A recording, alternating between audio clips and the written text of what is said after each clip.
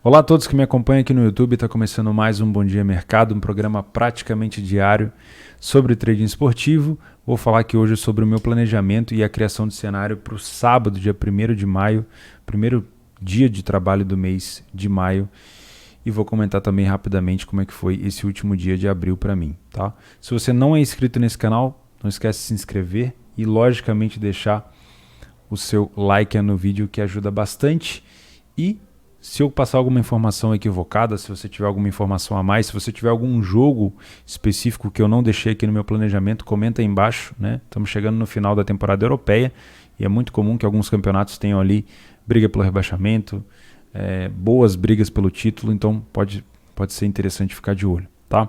Vou comentar hoje aqui sobre Premier League, Série A italiana, La Liga, DFB Pokal, a segunda semifinal, Primeira Liga de Portugal.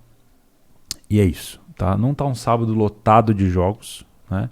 Domingo, que é o dia que eu pretendo trabalhar o dia inteiro, desde as 7h30 da manhã, não sei como é que vai estar, mas esse sábado não tá um dia assim lotado de jogos, tá um dia bem tranquilo. Beleza? Para começar, vou falar um pouco desse dia 30 que acabou de terminar com o Porto e Famalicão. Foi um final de jogo bem emocionante.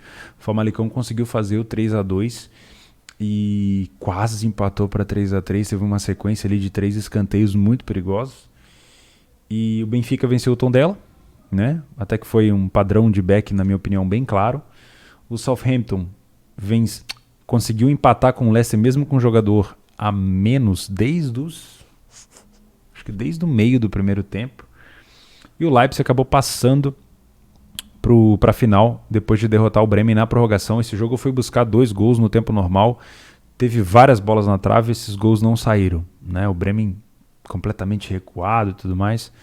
Daí foi para a prorrogação, eu entrei no limite da prorrogação, peguei o segundo gol do jogo, que foi o gol do Bremen. O Leipzig já tinha aberto o placar com o Hisham. E aí depois entrei no limite de novo e consegui pegar o gol do Forsberg no finalzinho. Esse Forsberg, quando ele entra, geralmente ele marca. É um talismã.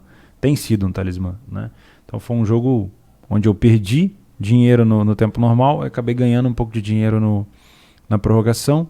Também entrei no limite do Southampton com o Leicester, então fiquei no 0-0 no dia, fiquei com 0,17% da stake em lucro, mas 0-0, né? Não consegui pegar o gol do Porto contra o Famalicão. Na minha opinião, quando o Porto melhorou, o Taremi deu aquele passe e o Porto fez o gol. Eu não consegui estar dentro, e o jogo do Benfica com o Tondela eu não consegui chegar a tempo, tá? Então vamos fazer o nosso planejamento para o dia de hoje. Pro dia de amanhã, né? Pro sabadão. Vamos ver se a gente tem alguma coisa interessante aqui. Primeiro jogo que eu pretendo acompanhar, que eu indico para vocês, mas eu já vou comentar para vocês tomarem bastante cuidado, é o jogo do City com o Crystal Palace. O City que é praticamente o campeão inglês. Só se acontecer uma tragédia, acho que nem se acontecer uma tragédia, é muito difícil de acontecer, né? O City tem 24 vitórias nessa competição. Vai jogar contra o Crystal Palace, que conseguiu empatar, se eu não me engano, com o Everton. Conseguiu empatar? Faz alguns jogos já. O Crystal Palace vem de 3 jogos sem vitória. Os 3 jogos tomando gol. O City vem de 3 jogos vencendo. No confronto direto, o City não perde há 5 jogos. Foram mais de 2,5 nos últimos 8 confrontos de 10. Então é um jogo que costuma ter bastante gols. Por que eu chamo a atenção para vocês aqui nesse jogo e por que eu vou evitar trabalhar esse jogo? O City, obviamente, está envolvido aí numa das semifinais mais importantes da Champions para o City, né? A Chelsea e Real Madrid acaba tendo um peso menor por conta dessa coisa do Chelsea também já ter sido campeão. O Real Madrid é o maior campeão da competição. E essa semifinal da Champions entre City e PSG está causando um burburinho danado. O City conseguiu vencer o PSG mesmo jogando mal, na minha opinião, com uma falha do Navas. E agora tem o jogo da volta. O PSG precisa de qualquer maneira reaver esse resultado que o City conseguiu aplicar. Deixa eu ver quando que é esse jogo. O jogo contra o PSG é no dia 4, também conhecido como terça-feira. Então, assim, eu vou evitar fazer o jogo do City por conta dessa concentração. É claro, o City é muito mais time que o Crystal Palace. O City provavelmente deve vencer esse jogo, mas eu prefiro deixar de fora esse City aqui para um possível back favorito no primeiro tempo, porque eu acho que esse jogo da volta vai mexer bastante com o City e pode mexer bastante com alguns jogadores, porque é uma situação de obrigação, né? Os caras que estão ali há muito tempo sabem que o City está buscando isso há muitos anos e eu acho que não vale a pena para o meu método me expor ali a favor do City, até porque o Crystal Palace é um excelente time de contra-ataque, vem tendo problemas, se eu não me engano, financeiros, mas eu não pretendo trabalhar o jogo do City por conta dessa situação. Chelsea e Fulham é a mesma coisa. O Fulham é um time que briga para não cair, 27 pontos na competição, 18º colocado. É muito difícil a situação do Fulham, porque o Brighton, que é o primeiro fora da zona de rebaixamento, está com 7 pontos na frente, né? Faltando aí 5 rodadas para terminar, tem 7 pontos de diferença. Então é um time que precisa desesperadamente pontuar e vai jogar contra um Chelsea que... A situação do Chelsea aqui é de manutenção, né? Acho que o Chelsea briga apenas para fazer a manutenção da vaga direta na Champions. Tem ali um confronto direto com o Leicester, talvez pela 3ª colocação, e o West Ham e Liverpool tentam ameaçar ali essa 4ª colocação, mas o Chelsea, assim, o foco do Chelsea também é o Real Madrid, o jogo da volta. Foi um bom resultado para o Chelsea, apesar do empate, marcou fora de casa. Então eu acredito que é um jogo que é bem mais tranquilo de se fazer do que o Crystal Palace, porque o Crystal Palace praticamente não briga por mais nada, né? E aí fica aquela sensação de um time que não tem pressão acabar podendo jogar bem para cima de um City que pode estar distraído por conta da Champions. No Chelsea, o Fulham precisa pontuar, né? E aí deve se expor contra um Chelsea que deve ter mais a bola, que deve propor mais o jogo. Aqui pode ser que a gente tenha um padrão de back Chelsea, né? Mas é aquela coisa, pode. Eu vou colocar aqui para dar uma olhada. Vai que Chelsea e Fulham às 1h30. Tá? Um possível back favorito no primeiro tempo, caso o Fulham se exponha e dê para o Chelsea os espaços que o Chelsea precisa. Se o Fulham estiver indo para cima, criando perigo, logicamente esse jogo passa a ser muito mais interessante para o mercado de gols do que para o lado do Chelsea, né? O que é interessante é que, sabendo da necessidade do Fulham, mesmo que o Chelsea não queira aproveitar tanto os contra-ataques, esses espaços vão aparecer.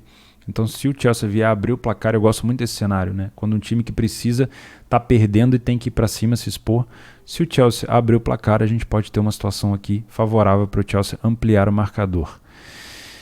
É isso. Campeonato italiano. Verona e Spezia. O Verona não briga por mais nada. O Spezia briga contra o rebaixamento. Eu gosto bastante de fazer o time do Spezia contra os times grandes lá de cima, porque é um time bem aguerrido, bem guerreiro mesmo.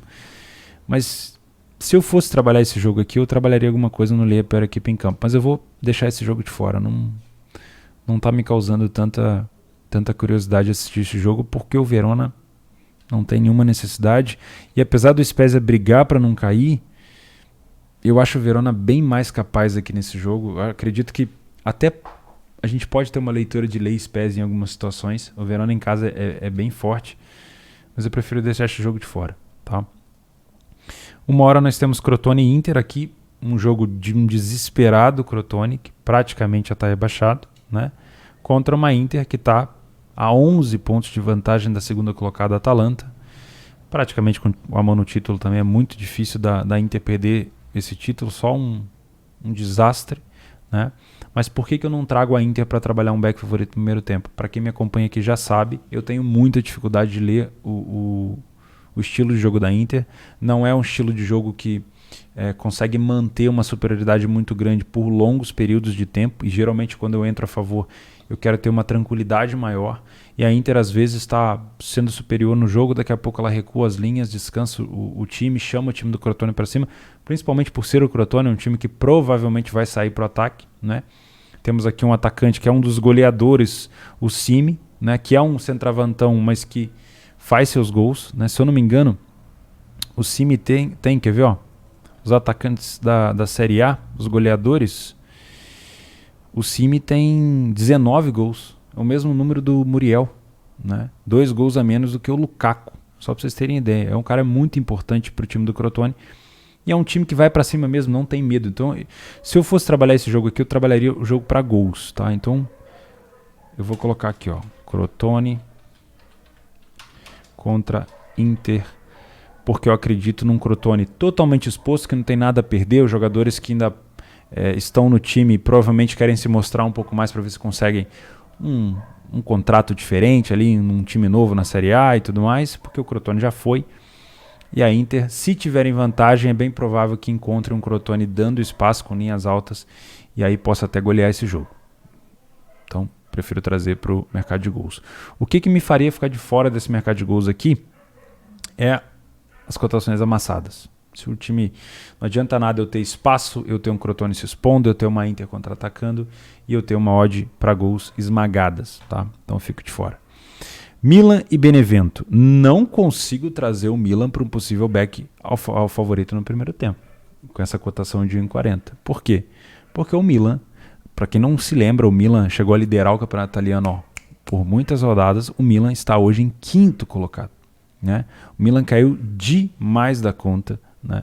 Não vem jogando bem, desde aquela virada que sofreu contra o Sassuolo, já se mostrou ali um time que já vinha se mostrando há muito mais tempo. Aquela virada para o Sassuolo foi a cereja do bolo, porque os adversários atrás vinham pontuando, vinham fungando ali no cangote do Milan, e o Milan ia ganhando jogando mal, e empatando jogando mal, e agora começou a derrota.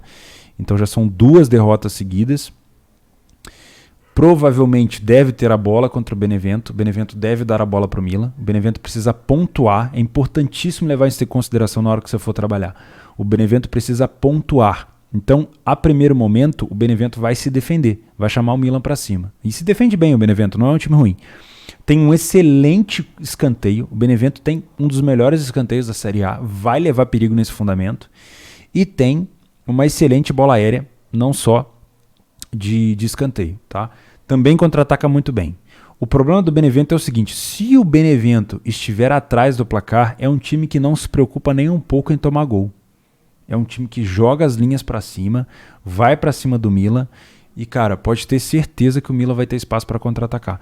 Então, ao invés de trabalhar o mercado de match odds, eu também traria esse jogo aqui para um mercado de gols. Óbvio, o Milan pode fazer o seu gol e o jogo morrer. Mas é bem provável que um cenário de um Milan abrindo um placar, o Benevento se exponha demais da conta e tome mais gols e possa até buscar gols aqui também, né? Qual que é o cenário ruim para gols aqui no longo prazo? É o Benevento fazer primeiro e se trancar. Ou então o Benevento ficar trancado lá e não sair nenhum gol. Então, se eu for explorar o mercado de gols aqui, eu prefiro trabalhar se o jogo já tiver com o placar aberto para o Milan do que propriamente se o Benevento tiver marcado ou se o jogo tiver 0-0. Então, em caso do Milan conseguir abrir o placar, talvez seja interessante aqui o mercado de gols. Então, eu vou deixar aqui esse asterisco. Milan, Benevento. Caso o Milan faça 1-0. Tá? Pode ser um cenário interessante para trabalhar os gols. La Liga. O Atlético de Madrid ainda é líder da competição com 73 pontos. Visita o Elche, que está com 30 pontos e briga para não cair contra Valladolid, Alavés e Getafe, né? E o Huesca também. Então é o seguinte, o Atlético de Madrid, eu não sei se conta com a volta do... tem aqui, ó, o Luis Soares, já é muito bom para o time, né? Tava jogando só com o Correia tem dado conta do recado. E, se eu não me engano, o João Félix fica no banco, né? Não está colocando aqui o João Félix como machucado. Estava machucado. Então, é um provável jogo aqui para a gente tentar buscar alguma coisa no primeiro tempo a favor do Atlético Madrid pela necessidade. Atlético Madrid a 1,40 é uma cotação que eu gosto. Se o Atlético Madrid der leitura para back, se realmente o Elche tiver com muita dificuldade, se o Atlético Madrid estiver recuperando a segunda bola e atacando e finalizando e tendo vontade de fazer essa manutenção de liderança, posso estar dentro no primeiro tempo, tá? A mesma coisa vale para o Real Madrid, que vacilou no último jogo, empatando, né? Nos últimos 3 jogos foram 2 empates. Vai pegar um Osasuna que também vem muito bem. Deixa eu dar uma olhada aqui na race do Osasuna. Olha isso. Nos 10 jogos só perdeu 2 para o Barcelona e para o Celta de Vigo. Ganhou do Villarreal, semifinalista da Europa League, ganhou do Elche e ganhou do Valência. Então o Osasuna não é bobo. O Osasuna não é bobo. Deixa eu dar uma olhada nos números aqui, ó. O Real Madrid, no confronto direto, não perde a 13 jogos. Tá? Então o Real Madrid tem um tabuzinho aqui contra o Elche. Na situação geral, o Real Madrid não perde a 18 jogos, né? O Real Madrid não tem uma derrota a 18 jogos. E nos últimos 4 jogos do Real Madrid, de 5, foram menos de 2,5 gols. Mas eu não acho que esse Osasuna não vá aproveitar essa linha alta do Real aqui, tá? Eu vejo esse jogo com o Real Madrid com a bola, não fazendo aquele jogo reativo como ele costuma fazer, porque eu acho que é um jogo onde o Osasuna dá a bola pro Real. Então eu tenho o Real Madrid tentando propor o jogo com aquela linha alta e vai tomar contra-ataque com toda a certeza do mundo do Osasuna. Então é um típico jogo para o Real Madrid se complicar, mas se ele conseguir encaixar essa proposição de jogo, pode ser interessante buscar alguma coisa a favor do Real Madrid, tá? Aqui existe uma necessidade muito grande de vitória do Real Madrid, com 71 pontos. Viu o Barcelona, que podia assumir a liderança, perder para o Girona, dentro de casa. Para o Girona não, desculpa, para o Granada, dentro de casa. Então assim, o Real Madrid pode botar uma pressão muito grande no Atlético Madrid nessa rodada, caso o Atlético não ganhe do Elche, tá? Então eu estou em dúvida se eu trago o Real Madrid para cá ou se eu trago o Real Madrid para o mercado de gols, sabendo que o Real Madrid, se abrir o placar, vai ter espaço para contra-atacar, e se tomar o primeiro gol, vai dar espaço para o contra-ataque do Osasuna. Mas eu vou deixar lá em cima, tá? Com um alerta aqui, ó, podendo vir para gols, tá? Holstein Kiel e Borussia Dortmund, um representante da Bundes 2 e um representante da Bundes 1, uma cotação totalmente esmagada do Dortmund aqui, me tira completamente do mercado, não vou trabalhar esse jogo no Match Odds, mas eu vou deixar um alerta para vocês aqui.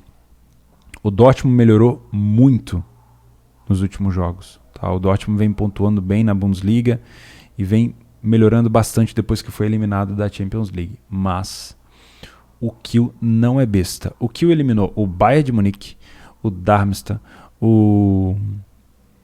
aquele time que eliminou o Fortuna, que eu esqueci o nome, Rot-Weiss Essen. Enfim, o Kiel eliminou muita gente para estar na semifinal, não é à toa que está na semifinal. Isso é jogo único, tá? E eu não duvidaria se o Dortmund se complicasse, tá? Óbvio, o Dortmund pode vir aqui, abrir o placar cedo e blau. Mas eu não duvidaria se o Dortmund se complicasse. Então um time que pode se complicar aqui para mim, obviamente, é o Dortmund, porque o Kiel é um time que se defende muito bem. Não é um time excelente no ataque. É um time pragmático, mas ele se defende bem, tá? E essa odd esmagada do Dortmund me tira de qualquer mercado, até do mercado de gols fica ruim. Sporting e Nacional. Mais um jogo para eu ficar de olho aqui num possível back favorito no primeiro tempo, por conta também da necessidade do Sporting em vencer, já que o Porto conseguiu vencer o Famalicão e diminuiu a vantagem para 3 pontos. O Sporting tem um jogo a menos, vai enfrentar o último colocado, lanterna da competição. O Sporting é um dos melhores mandantes, não é o melhor mandante, mas é um dos melhores mandantes, e o Nacional é um dos piores visitantes, só tem 2 vitórias em 14 jogos. Tá? Essa cotação do Sporting deve começar por volta de 1,30. E é isso. Esses são os jogos que eu pretendo fazer. Deixa eu colocar aqui para vocês, ó, os favoritos. Vou evitar o jogo do City. Devo acompanhar o jogo do Chelsea. Não vou fazer o jogo do Verona com o Spezia. Crotone e Inter, eu acho que é um jogo para gols. Milan e Benevento pode ser um jogo para gols. Atlético Madrid e Real Madrid são 2 times que podem dar pra gente uma leitura de back favorito no primeiro tempo. Borussia Dortmund está muito baixo contra o Kiel. E o Sporting também pode ser um jogo para back favorito no primeiro tempo. Deixa eu colocar o Real Madrid aqui também, vai. Como time que pode se complicar. Porque, não sei, o Real Madrid propondo o jogo não tem me agradado tanto. Beleza, pessoal? Se tem mais algum jogo que eu deixei de fora, tem aqui o jogo do Volta Redonda com o Flamengo, para quem fica acordado até tarde, às 21 horas.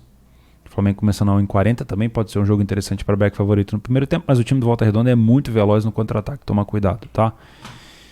É isso, eu fico por aqui. Se você tiver alguma outra sugestão de jogo que eu deixei de fora, se você tem alguma opinião contrária, troca uma ideia comigo. E eu desejo a você um excelente mês de maio. Tomara que seja um mês muito produtivo para nós. Valeu a companhia, um grande abraço a todos e até amanhã.